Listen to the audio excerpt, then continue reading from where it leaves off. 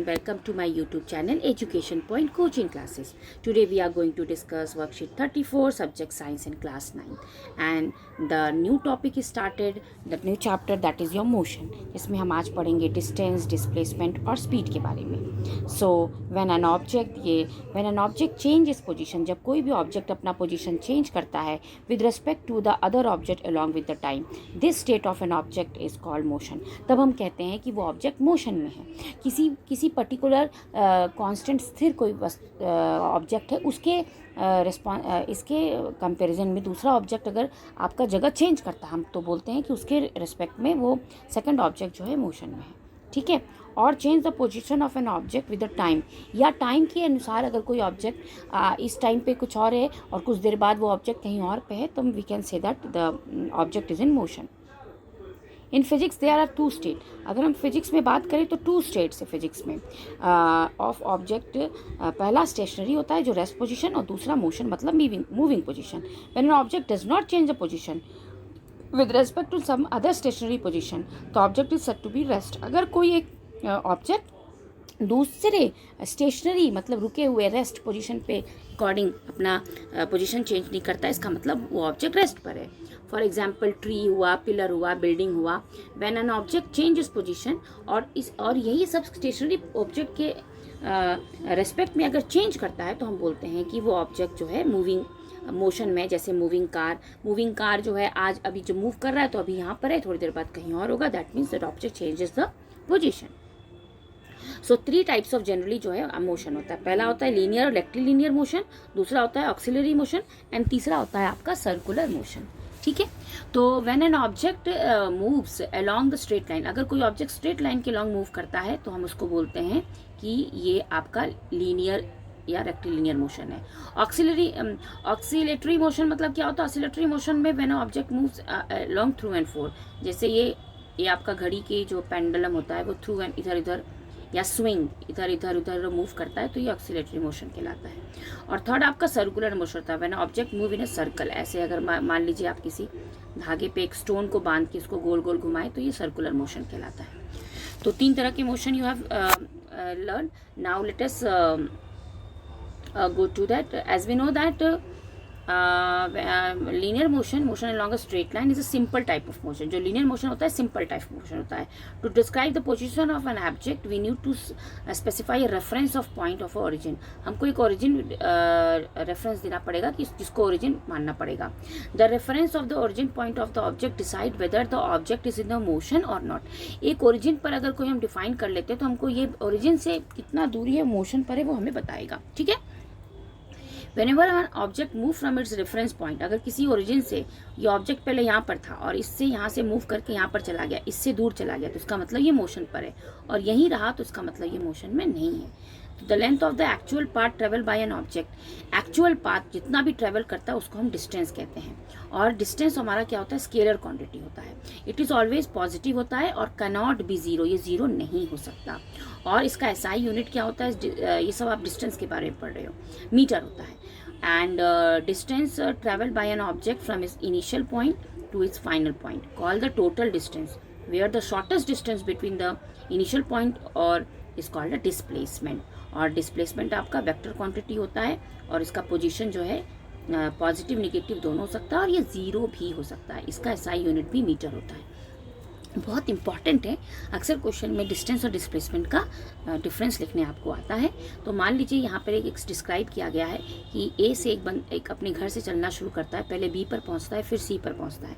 तो जो ये टोटल डिस्टेंस उसने पूरा ट्रैवल किया ये 3 और 4. तो आप जब डिस्टेंस निकालोगे तो डिस्टेंस में टोटल डिस्टेंस ट्रैवल मतलब 2 + 3 + 4 हम कर देंगे, तो 7 मीटर वो ट्रेवल किया. लेकिन अगर हमको डिस्प्लेसमेंट निकालना हो तो शॉर्टेस्ट डिस्टेंस सीधे इनिशियल पोजीशन और लास्ट उसका फाइनल पोजीशन, इनके बीच का डिस्टेंस निकाल देंगे जो कि सीधे 5 सेंटीमीटर है. तो डिस्प्लेसमेंट जो है शॉर्टेस्ट डिस्टेंस होता है. वही. और स्पीड, अब हम बात करते हैं स्पीड की. The distance covered by an object per unit time, per unit मतलब टाइम के हिसाब से जितना डिस्टेंस कवर करता है उसको स्पीड कहते हैं. तो speed is equals to distance upon time होता है. ठीक है. एंड इट इज़ ये स्केलर क्वांटिटी होता है. इसकी एसआई यूनिट जो है मीटर पर सेकेंड होता है. and और it is most condition of our object usually which a non-uniform speed होता है, and the object describe the terms average of the speed होता है. तो average of the speed total distance, जितना वो डिस्टेंस कवर हुआ और जितना टाइम लगा उसको हम एवरेज स्पीड कहते हैं. एंड वेलोसिटी v आपका होता है distance s time t. Fine. The state of a motion of an object called determine the distance time graph. ये आपका डिस्टेंस टाइम ग्राफ देखिए, बहुत इंपॉर्टेंट है ये ग्राफ. ये ग्राफ अक्सर पूछा जाता है, एग्जाम्स में भी दिखते हैं डिस्टेंस टाइम ग्राफ, जिसके जो है यहाँ पे डिस्टेंस जो है वाई एक्सिस पे होता है और टाइम आपका जो है वो एक्स एक्सिस पे होता है. तो you can see that graph, ये आपका ग्राफ ऑब्जेक्ट रेस्ट पोजीशन पर है पैरेलल टू एक्स एक्सिस. ठीक है, ये नॉन यूनिफॉर्म है, ये नॉन यूनिफॉर्म है और ये यूनिफॉर्म है. तो अब हम कुछ क्वेश्चंस दिए उनको करते हैं. पहला क्वेश्चन है differentiate between distance and displacement. This is very important. अभी हमने ऊपर डिस्कस किया था डिस्टेंस और डिस्प्लेसमेंट का. अगर हम डिस्टेंस लें और यहाँ पे डिस्प्लेसमेंट लें तो डिस्टेंस पहला तो आपका क्या हुआ, डिस्टेंस आपका टोटल डिस्टेंस हो गया इनिशियल पोजीशन से, टोटल डिस्टेंस ट्रेवल है जितना भी डिस्टेंस, और ये शॉर्टेस्ट डिस्टेंस होता है, ये आपका शॉर्टेस्ट डिस्टेंस है. और ये आपका स्केलर क्वांटिटी है डिस्टेंस, और ये वेक्टर क्वांटिटी. वेक्टर क्वांटिटी मतलब जिसमें डायरेक्शन भी होता है मैग्नीट्यूड के साथ साथ. फाइन.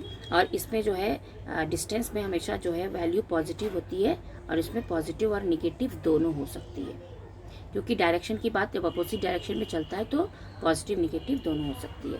इसमें वैल्यू इसका कभी भी नॉट ज़ीरो नहीं होगी, जबकि डिस्प्लेसमेंट पे वैल्यू ज़ीरो हो सकती है. फाइन. तो ये आपका यहाँ पे बहुत अच्छे से यहाँ पे पूरा डिस्क्राइब भी किया गया है इनके डिस्टेंस डिफरेंस को. ओके. अब हम आते हैं आपके सेकंड क्वेश्चन में. एक कार है, एक क्वेश्चन है, एक कार है जो ट्रेवल 20 मीटर, मतलब पहले वो 20 मीटर चलता है और इसका डिस्टेंस, इसका फर्स्ट डिस्टेंस 20 है और इसका पहला टाइम कितना है 5 सेकेंड. ठीक है. फिर ये सेकेंड है आपका. फिर उसके बाद फिर D2 दूसरा डिस्टेंस कवर करता है 20 मीटर, फिर अगेन 20 मीटर कवर करता है, लेकिन अब की बार जो टाइम लेता है वो ले रहा है 3 सेकेंड का. तो टोटल एवरेज स्पीड पूछ रहा है. तो अभी आपने ऊपर देखिए यहाँ पे पड़ा हुआ है average speed total distance upon total time. तो एवरेज स्पीड अगर हमें निकालना है तो टोटल डिस्टेंस मतलब D1 plus D2 upon total time T1 plus T2. So what is D1 plus D2? 20 plus 20 40. And what is T1 plus T2? 5 plus 3. कितना हो जाएगा? 5 प्लस 3 गिवन है आई गेस. 5 प्लस सेकेंड आपका 3 है. What is the distance? Just a minute. Second is your 3. तो total आपका total speed, total distance upon total time means D1 plus D2 upon T1 plus T2. तो ये हो गया 20 plus 20 40, 5 plus 3 8, इसको cut कर देंगे तो 5. स्पीड है इसका मीटर पर सेकेंड. ठीक है, क्योंकि स्पीड है तो स्पीड का यूनिट मीटर पर सेकेंड होता है. अभी पूछा भी नेक्स्ट क्वेश्चन में वो define the speed and right the SI unit. तो ये आपका पूरा डेफिनेशन है स्पीड का, और यहाँ पे इसका SI यूनिट मीटर पर सेकेंड है. Fine. The question is that ये गिवन डायग्राम दिया हुआ है, ग्राफ टाइम ग्राफ है, इसमें ABC 3 ऑब्जेक्ट आपको दिख रहा है. पूछ रहा है which one is moving fast. तो आप देख सकते हैं सबसे ज़्यादा कौन सा मूव कर रहा है. ए object is moving fast. So this is all about your today's worksheet. Hope you have understood. Keep watching and keep sharing. Thank you.